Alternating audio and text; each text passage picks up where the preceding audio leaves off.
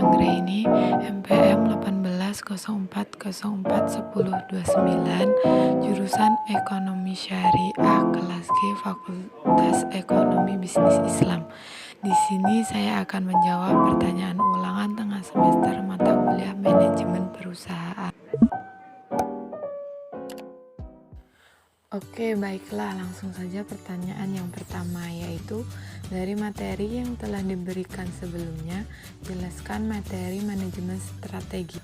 Pengertian manajemen strategi. Manajemen strategi merupakan proses atau rangkaian aktivitas pengembalian keputusan yang sifatnya mendasar dan menyeluruh, termasuk cara pelaksanaannya, untuk mencapai tujuan bersama. Fokus manajemen strategi. Manajemen strategi berfungsi pada proses penetapan tujuan sebuah organisasi, membuat, mengembangkan, dan melaksanakan kebijakan dan perencanaan untuk mencapai suatu tujuan. Kegiatan ini juga harus dilakukan dengan mengalokasikan sumber daya untuk menerapkan kebijakan dan merencanakan pencapaian tujuan organisasi. Penerapan strategi yang baik, sesuai, dan tepat sasaran sangat dibutuhkan untuk berbagai kegiatan, terutama dalam kegiatan bisnis. Strategi yang tepat dan disusun secara terorganisir akan membuat suatu organisasi dapat mencapai tujuan berdasarkan misi yang telah direncanakan. Tujuan manajemen strategi. Yang pertama, memberikan arah jangka panjang perusahaan yang bakal dicapai. Yang kedua, membantu perusahaan beradaptasi pada setiap perusahaan. Yang ketiga, membuat kinerja perusahaan menjadi lebih efektif. Yang keempat, mengaplikasikan dan mengevaluasi strategi yang disepakati dengan efektif dan efisien. Yang kelima, membuat strategi baru untuk menyesuaikan dengan perkembangan lingkungan eksternal. Yang keenam, meninjau ulang kelebihan dan kelemahan serta mencermati peluang dan ancaman bisnis perusahaan. Yang ketujuh, yang terakhir, berinovasi pada produk dan layanan sehingga selalu disukai oleh konsumen. Pertanyaan yang kedua yaitu dari penjelasan soal nomor 1, jelaskan strategi bisnis Coca-Cola atau Yamaha. Pilih salah satu. Saya akan menjelaskan strategi bisnis perusahaan Yamaha. Strategi bisnis yang dilakukan perusahaan Yamaha adalah strategi yang pertama, yaitu berani mengambil risiko untuk kesempatan pertama. Strategi ini digunakan Yamaha untuk menyalip dominasi Honda di tikung keraguan-raguan Honda untuk merilis produk motor tipe skutik. Saat itu Honda masih ragu-ragu terhadap penerimaan pangsa pasar akan produk skutik dan memilih bermain aman dengan status quo-nya. Sedangkan Yamaha melihatnya sebagai suatu kesempatan atau dengan segala resikonya yang harus diambil. Seakan-akan Yamaha nothing to lose dalam menjelaskan strateginya tersebut. Karena kalau berhasil dia akan menjadi pionir dan menjadi breakout dalam hal inovasi produk. Sedangkan kalaupun gagal diterima masyarakat, toh tetap tidak merubahnya untuk tetap di posisi kedua. Strategi yang kedua yaitu menciptakan proyek inovasi, innovation project. Semakin tinggi nilai inovasi suatu produk, maka semakin besar peluang produk tersebut untuk diminati oleh masyarakat. Bila melihat perilaku konsumtif masyarakat Indonesia yang relatif lebih tertarik dengan yang baru, maka Yamaha perlu menciptakan berbagai inovasi pada produknya, khususnya sepeda motor injeksi.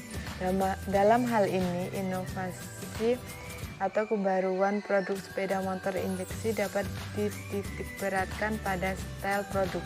Caranya adalah melahirkan produk yang lebih stylish dengan beberapa modifikasi dari produk yang sudah ada, seperti Vision V. Vario Vision V sangat potensi untuk dijadikan proyek inovasi, yaitu dengan cara meningkatkan kinerja kendaraan, kehandalan, dan nilai estetik.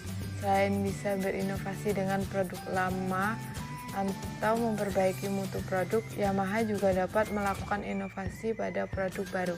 Dalam hal ini, Yamaha dituntut untuk berani tampil beda. Strategi yang ketiga yaitu menciptakan harga dan kualitas produk yang bersaing atau kompetitif.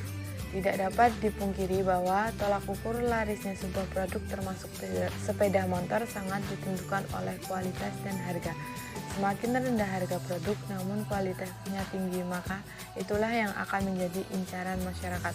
Oleh sebab itu, Yamaha harus mampu menekankan harga jual produk sekaligus spare part-nya agar lebih rendah dari pesaing lainnya, atau dapat juga memberikan produk dengan kualitas lebih tinggi dari pesaing lainnya dengan harga yang masih bersaing.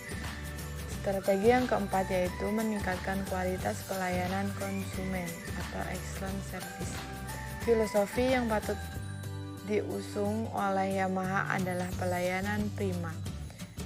Bagi konsumen, pelayanan prima yang dimaksud adalah pelayanan Yamaha yang berorientasi pada kepuasan pelanggan. Pelanggan yang puas adalah seseorang yang merasa dapat value dari produsen. Value ini dapat berupa produk yang berkualitas, sistem yang baik, bahkan berkaitan dengan emosi. Dalam konteks teori consumer behavior, kepuasan dapat didefinisikan sebagai perspektif pengalaman konsumen setelah mengkonsumsi atau menggunakan suatu produk atau jasa. Oleh sebab itu, pelanggan tidak akan puas bila harapannya terhadap suatu produk belum terpenuhi. Strategi yang kelima yaitu rencana penggabungan dua anak perusahaan yang menginduk pada PT Yamaha di Jepang.